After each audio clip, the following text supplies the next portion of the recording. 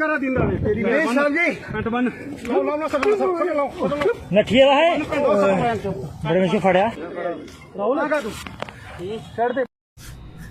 आदाब, मैं Mohammad Khalid the strong signal में आपका स्वागत है। दोस्तों, आज की खबर जो है, आज सुबह से जम्मू कश्मीर के जितने भी न्यूज़ पोर्टल्स हैं, उन न्यूज़ पोर्टल्स पे एक वीडियो वायरल हो रहा है। और एक वीडियो पहले वायरल होता है जिसके अंदर एक व्यक्ति को एसएचओ बख्शीनगर मार पीट करते हुए दिखाई दे रहा है। और वहीं पे वो व्यक्ति ये कह रहा है कि मैंने चाकू नहीं मारा।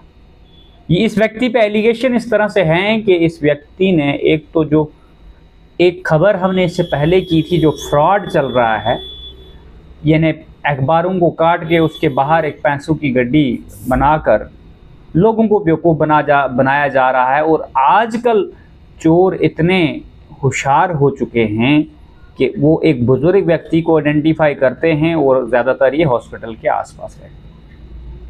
वहीं पे कुछ लोगों को पहले दिन हमने खबर की थी और उसी दिन शाम को जो सुपर स्पेशलिटी के बाहर हमने खबर की थी, दूसरे दिन बख्शीनगर से उन्हीं के दोस्त पकड़े गए, वो आरोपियों को अंदर किया। उसके बाद इस तरह से हुआ कि उसके बाद जम्मू कश्मीर पुलिस ने उन पे भी एफआईआर लॉन्च की। एक एफआईआर पहले ही नवाबाद थाने में एक उस व्यक्ति पे है जिसने उस बूढ़े चाचा को लूटा। अब इस व्यक्ति पे आरोप है कि इसने 40,000 रुपये इसी व्यक्ति से लूटा। जब इस व्यक्ति ने इसको आइडेंटिफाई किया तो ये इसको मारपीट करके इसके भागने लगा, और जब इसको पकड़ने की कोशिश की तो इसने चाकू मारने की कोशिश की। ये सारे सोशल मीडिया प्लेटफॉर्म्स पर इसकी आधिकारिक पुष्टि क्या है और कानूनी प्रक्रिया क्या है। कानूनी प्रक्रिया जो भारतीय न्याय संहिता के तहत या बीएनएस के तहत या जो भी इंडियन एविडेंस एक्ट है, जो नया कानून आया है, उस कानून के तहत पुलिस के पास अधिकार था अंडर सीआरपीसी 154 सेक्शन के तहत उनको कोई भी सूचना, अगर सूचनाधारी सूचना देता था तो उनको अपना मामला पंजीकृत करके उस चीज़ की इन्वेस्टिगेशन करनी थी, या तो प्रिलिमिनरी इंक्वायरी करके एफआईआर दर्ज करनी थी। अब वही सेक्शन कन्वर्ट होगी 173 बीएनएस की। अब बात करते हैं कि कानूनी, आप किसी व्यक्ति को अगर वो क्रिमिनल एक्ट करता है, he is alleged with criminal section. अगर आपने एफआईआर की ही नहीं, उस पर एलिगेशन लगाने वाले लोकल लोग हैं, वो एलिगेशन उस पर लग चुके हैं, लेकिन एलिगेशन प्रूफ करने का काम या प्रिलिमिनरी इंक्वायरी करने का काम पुलिस का है। उसके लिए गाइडलाइंस हैं सुप्रीम कोर्ट की। ललिता कुमारी वर्सेस यूनियन ऑफ इंडिया की एक जजमेंट है, प्रॉपर जजमेंट है, और वो जजमेंट पब्लिक डोमेन में भी है। और मुझे लगता है हर एक पुलिस कर्मी को ये जजमेंट पढ़ना चाहिए, ललिता कुमारी वर्सेस यूनियन ऑफ, जिसमें प्रॉपर गाइडलाइन है कि आपने क्या करना है। वो सीआरपीसी के बाद जो नया कानून आया, उस कानून में आने के बाद भी ही इम्प्लीमेंट होती है, क्योंकि सुप्रीम कोर्ट की जजमेंट है। लेकिन पुलिस विभाग में ऐसा कोई एसएचओ नहीं है, मुझे लगता है, जो कानून को पढ़ता है। कानून पढ़ने की जरूरत नहीं है, क्योंकि तानाशाही है जम्मू कश्मीर में और अंधा कानून। आप एक चोर को पकड़ते हो, उसमें जो आपकी कार्रवाई बनती है, यू आर लीगली बॉन्ड, आप लीगली बॉन्ड हो वो प्रक्रिया करने के लिए।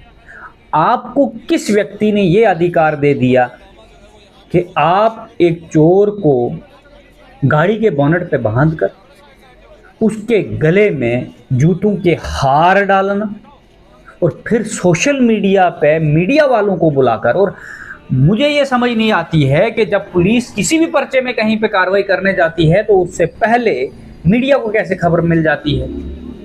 जो ये पुलिस अपनी पब्लिसिटी करवाना चाहती है वही इनको बुलाती है, और पब्लिक डोमेन में अपना लोहा मनवाने के लिए कहते हैं कि हम जो क्रिमिनल एक्ट हो रहे हैं हम उसके खिलाफ सख्त कार्रवाई कर रहे हैं। लेकिन ऐसा नहीं।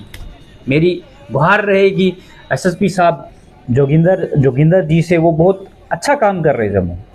और ये जो SHO ये काम कर रहे हैं कि हम बहुत अच्छा काम कर रहे हैं, मैं कह रहा हूं कि जितने भी पर्चे जम्मू कश्मीर के अंदर चोरी के, चैन स्नैचिंग के या किसी के भी पर्चे लगते हैं, उन पर्चों पे अच्छे से इन्वेस्टिगेट कीजिए आप कि जो पर्चे में एक्यूज्ड को एक्यूज्ड बनाया गया है उसमें से फिर मेन एक्यूज्ड बाहर हो जाता है, जो असली कंस्पिरेटर होता है वो बाहर हो जाता है और किसी इनोसेंट व्यक्ति को उसमें इंडल्ज करके चार्जशीट बनाई जाती है।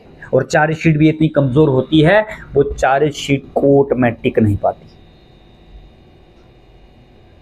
इन चीजों पे इन्वेस्टिगेशन करिए। और जब FIR की कॉपी जो कानून है कानून की, वो कानून की प्रक्रिया के तहत अगर कॉग्निजेबल ऑफेंस हो तो कॉग्निजेबल ऑफेंस में पुलिस को कॉग्निजेंस लेना है। और कॉग्निजेंस लेने के बाद जब FIR होती है, FIR की कॉपी बाज़ाब्ता एक्यूज्ड को भी दी जानी चाहिए और कंप्लेनेंट को भी दी जानी चाहिए। ये कहीं भी नहीं होता है। और जो लोग FIR के अंदर इंडल्ज होते हैं, चार्जशीट उसी मुताबिक बननी चाहिए। लेकिन जब चार्जशीट की बारी आती है और वहां पे चीजें कंप्रोमाइज होती हैं, और वहां पे चीजें इसलिए कंप्रोमाइज होती हैं क्योंकि चार्जशीट में जो लोग इंडल्ज होते हैं, चार्जशीट में लोग जो इंडल्ज होते हैं उनमें से जो पैसे वाला व्यक्ति होता है उसको बाहर कर दिया जाता है। ऐसी बहुत सारी FIRs हैं जिसमें मैन एक्यूज का नाम ही नहीं लिया गया, बड़ी बड़ी प्रेस कॉन्फ्रेंसें हुई। तो लिहाजा मेरा कहना यह है कि कानून से जो लोग लीगली बॉन्ड हैं, जिनकी जुरिडिक्शन में ये ऑफेंस होते हैं, उनको कानूनी तौर पर प्रॉपरली लोगों को चार्जशीट करेंगे, उनको सजा होगी, कोर्ट में कंक्रीट एविडेंस जाएगा तो क्राइम खत्म होगा। लॉ एंड ऑर्डर मेंटेन करने के लिए या एग्जीक्यूट करने के लिए ये आधिकारिक काम है। अगर आप ये चीज़ें करने लगोगे पब्लिक डोमेन में पब्लिसिटी के लिए, या तो आप बोनेट पे चढ़ा दोगे एक्यूज्ड को, उसकी आइडेंटिटी रिवील कर रहे हो, या आप पब्लिसिटी के लिए आप नाका लगा लेते हो, कहीं मीडिया वहाँ खड़ी हो जाती, बहुत अच्छा काम हो रहा है जी। वहीं पे मैंने जो वीडियो बनाई कि जो मॉडिफाइड साइलेंसर हैं, जो इनको एक्सीडेंट 11 जून को जो छन्नी में हुआ, अभी तक एक्यूज नहीं पकड़ा गया, उसके लिए क्या कर रहे हैं? वहाँ की जुरिडिक्शनों में क्या काम हो रहा है?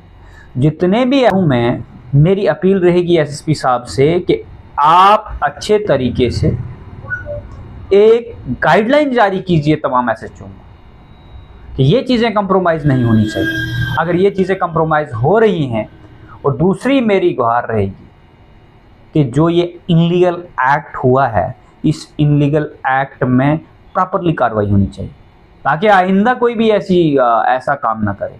और दूसरा, अवेयरनेस हो इनको भी कि हमें भी कानून पढ़ने की ज़रूरत है। हम पुलिस वाले बन गए हैं, वर्दी डाल दी है, कानून नहीं जानते। कानून की बात किसी व्यक्ति ने की तो उसको आप पर्चा लगाना शुरू कर देते हो। लिहाजा आप मज़ीद जुड़े रहिए हमारे साथ।